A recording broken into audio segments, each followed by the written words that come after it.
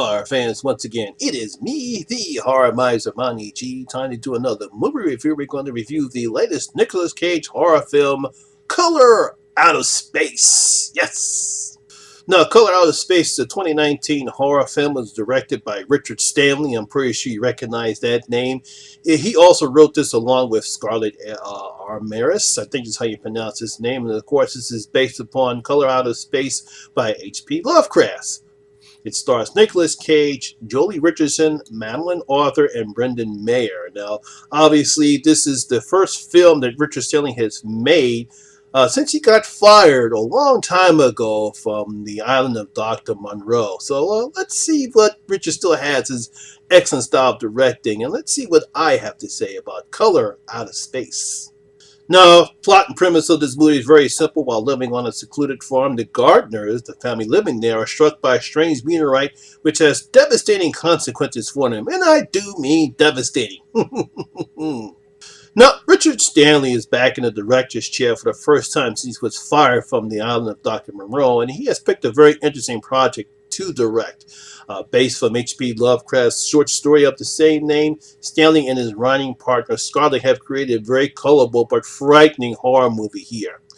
You throw in some good acting from Nicholas Gage and the rest of the cast, along with some nods to John Carpenter's The Thing, and you have yourself a pretty good horror film. Though this might not be for anyone, especially if you're not into Lovecraft, because one of the things I find fascinating is that how when we see different types of movies based on Lovecraft's work, they can be way out there, and unless you're not into this type of horror storytelling, this movie not be for general horror fans. But I did enjoy it. Now, the setup is simple and basic. We are introduced to Nathan and his family. They moved into a rural area farm from the city after dealing with his rice rhesus cancer.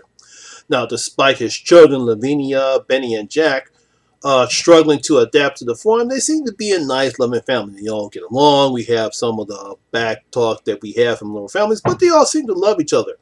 However, that changes when a meteorite crashes on the farm and some weird shit starts to happen.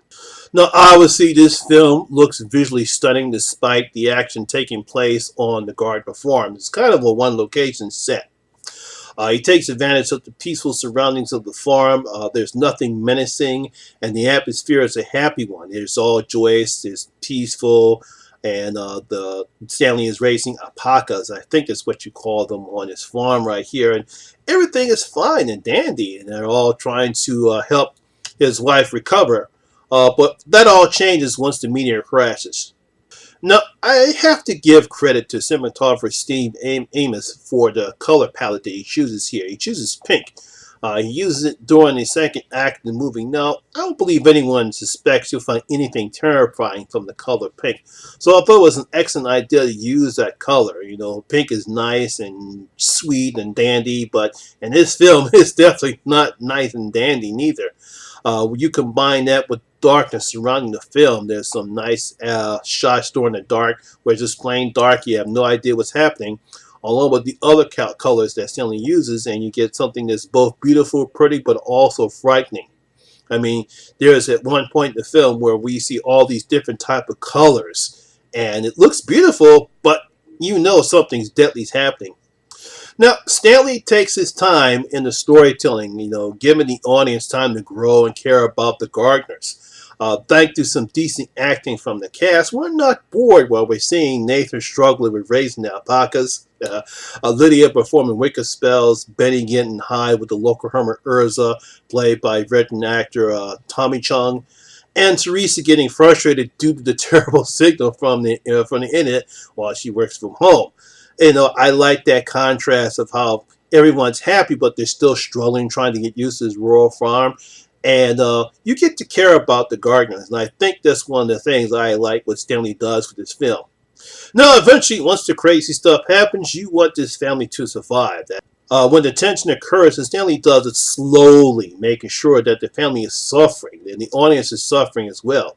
This is mostly because we know what's going on, we know what's happening, but the family doesn't or isn't smart enough to know better.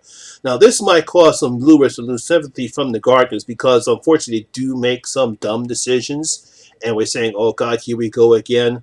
But that's mainly because I think in this type of setting, you really don't know. They really don't know what to do. They're separated. They're not in a they're in a war front. They're mostly by themselves. So I can understand some of the decisions that they may not might be the smartest ones. But I think what Stanley was trying to do was to get the audience to care about them, because we know what's happening, even though they don't. But that might cause some people to see, what, that's not really a good choice for them to make, and it could cause some people. It could cause them to lose people during this part of the film. Once again, Nicholas Cage is good as Nathan Gardner. He gives Nathan a good-natured man who loves his wife and believes what he's doing is best for her and his children.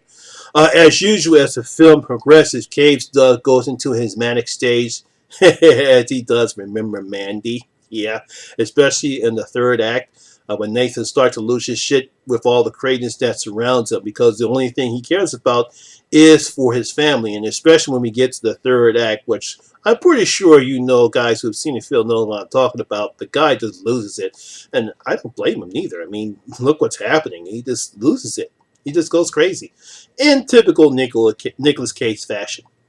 Madeline Arthur is also pretty good as Lavina. She represents the good in the Gardeners, the glue that holds the family together. If there's anyone that we want to survive, it's her, it's Lavina.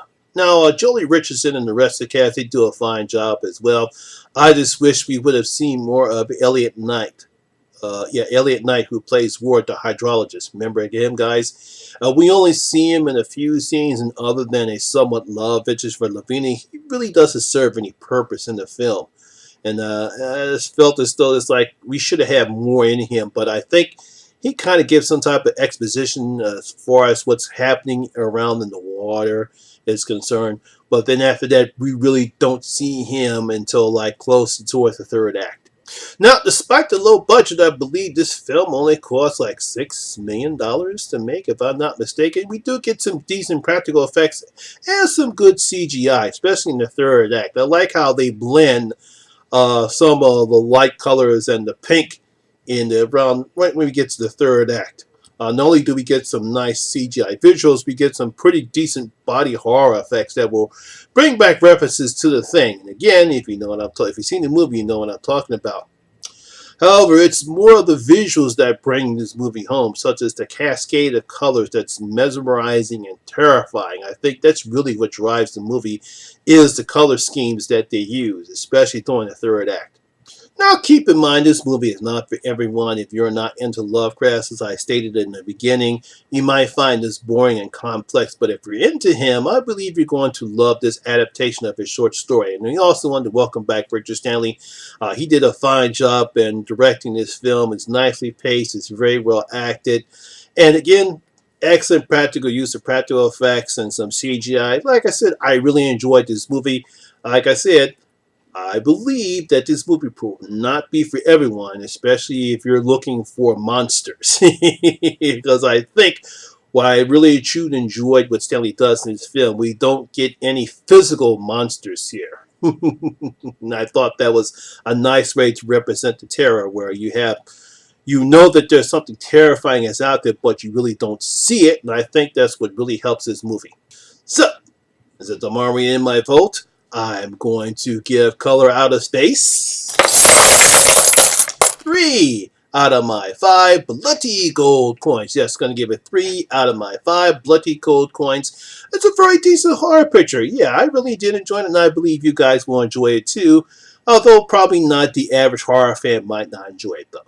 So, horror fans, have you seen Color Out of Space? What do you think about it? Leave your comments in the comment section below and tell me what you thought about Color Out of Space. Well, that's my review and my video for Color Out of Space. Hope you guys did enjoy it. And if you did, please give it a thumbs up and hit that like button. Also, if you're new here, please hit that subscribe button and ring that notification bell. That way you'll be notified anytime when I put up new videos such as this one right here. Also, all my social media links will be down in the description box below as well. Once again, my name is Lamont Smith, better known as the Horror Miser Monty G. And always remember, horror rules. I'll see you in my next video. I'm out. Kill her, Mommy. Kill her. Don't let her get away, Mommy. Don't let her live. I won't, Jason. I I won't.